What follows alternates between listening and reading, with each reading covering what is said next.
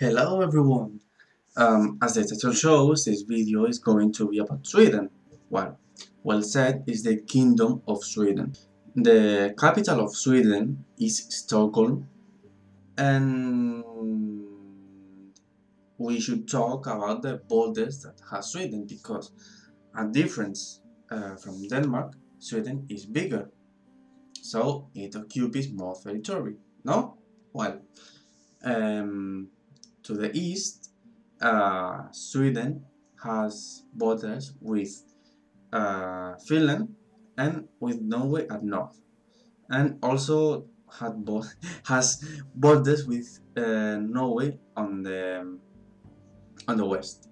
Sweden nowadays has the seventh place at the list of human development, and I think it's important to say that the official language in Sweden is the Swedish, as it's logical, no? I think.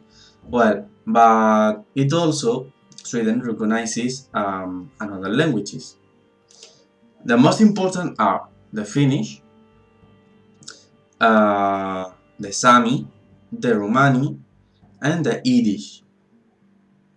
But there are other languages that they also recognize. So, then I think it's important to think about the importance of learning, no, foreign languages, and we can think that in every country of Europe, the most important is the English, no? Yes, we're right, but not in Sweden. In Sweden, the first language that they learn is the Danish, who is followed by um, the German, Italian, and Spanish. You can. They also learn. They also learn English, but they know it naturally because all they have it's basically in English. So, well, now let's have a bit of history. Sweden, we all know that it's an Scandinavian country, right? So, as the other Scandinavian countries, it has a Viking Age. The Swedish Viking Age was from the 16th century until the 11th. And as we know, Vikings attacked so many parts of Europe and also some parts of Spain and the Mediterranean Sea. No? Like a curious date is that they arrived to Baghdad. That in that moment was like nowadays can be New York or San Francisco. It's a really important city in that moment. So the Emperor Teofilo from the Byzantine Empire took one group of Vikings and he made of them his personal ward, who were called the Varega Guardia. Sorry. Well, but let's keep talking about the attacks. Originally, they just attacked Russia and Finland, but then after, with the time, they began to attack another parts of Europe. That parts are the United Kingdom. In that moment, the United Kingdom didn't exist, but I say that for you to can be located.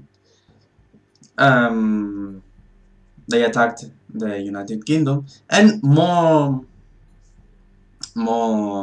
concretely, they attacked England.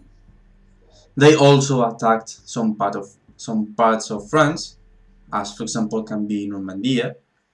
In fact, they made of Normandy an state, so they also attacked some Spanish cities. The most important attack was the attack of Sevilla. Basically, they burned that. They burned out Sevilla.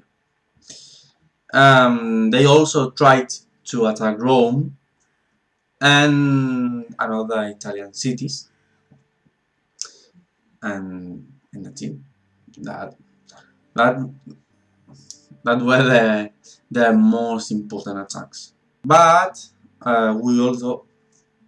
we don't know the exact origin of Sweden as we know nowadays. I mean, every country has an origin, no? So that origin usually it's so clear, but no, we don't know the direct origin of Sweden. That's because the Swedish monarchs just appeared, the first of them, in the common lists, sorry, that had Sweden and Gothia. Gothia is the island of Jutland nowadays, but in that moment, Gothia, or Jutland, as you want to call it, was an independent nation, an independent country, an independent kingdom. And as we know, Sweden, after of so much time, became a really important empire. But before talking of that, I have to talk about the origin that people give to Sweden. That origin is the 6th of Jan of of the 1523. Sorry. That's because in that day and in that year they had the independence from the Kalmar Union. And it's for that it's like the really beginning of Sweden as we know nowadays. Sweden on the 16th century was third more the third biggest state or empire on the world, and of course in Europe. Sweden was just separated by Russia and by Spain, so they had the influence. Although by the 1721, Sweden just was not an empire anymore. Why? Because they had a lot of common military defeats. Sorry, so they had no power, and the influence that they had in the past was just gone. It's for that by the middle of 17th century, Sweden had no resources to provide the territories that were out of Scandinavia. As for example, what nowadays is the Baltic countries, some provinces of that they had on Germany, and Finland. Finland concretely was stolen or conquered by the Russians. So bad, not were so bad. From that moment, Sweden tried to stay neutral in every conflict and every war and everything. Tried to stay neutral. They were there, but just they were there. But on 1814, by the Treaty of Kiel, Norway became a part of Sweden by personal union. So that personal union perdured until 1905. During that lapse of time, Sweden, in a part of his flag, had combined the Norwegian flag. I mean the Norwegian colors flag. So it's nice, and it's a curious day that I think it's good to talk about, but in another video, or I don't know, maybe later. Well, from 1905 until today, Sweden tried to stay neutral, as I said, and in the Great War, or in the First World War, or war as you want to call it, Sweden stayed neutral. But in the Second World War, Sweden said that they were neutral, but well, neutral, but yeah, I tell you, you know that the Nazi Germany invade basically all Europe. So Sweden were there, yeah, like we have to be careful because if not, they invade us, and we don't want that. So in some ways, Sweden helped the Nazi Germany. How? Well, Sweden was not at war, so the infrastructure was so okay, and they had some money, so we don't have to say no more.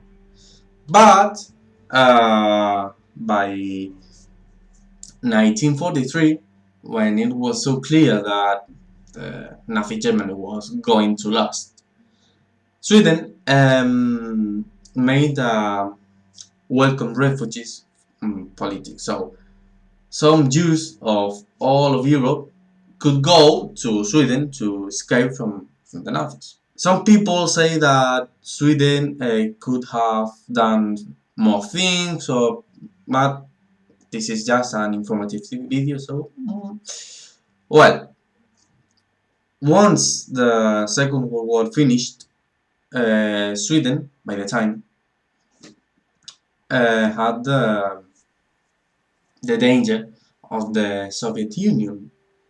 We have to remember the Cold War. So Sweden, as always, tried to stay neutral, but they couldn't. So they had informal changes of information with the United States.